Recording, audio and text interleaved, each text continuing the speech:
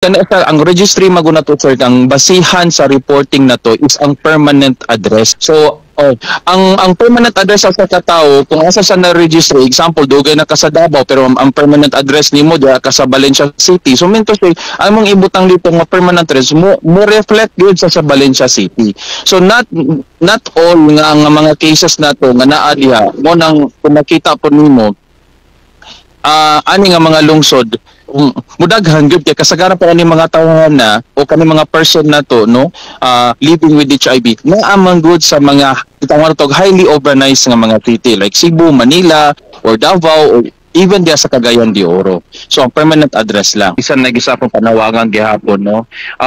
Sa atong mga katawhan nga dunay risky behavior kabalon mo kog kinsa gid kamo no.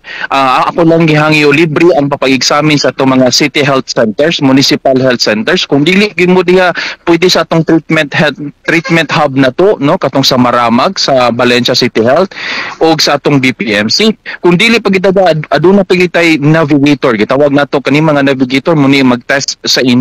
Kung gusto mo private lang individual pwede gigama na nato gitawag na nato ni community approach na gid ang atong ginabuhat kay para ang atuhang services mahatag din nato sa katawhan sa pinaka sikretong pamaagi pwede at aton nang gipaubos.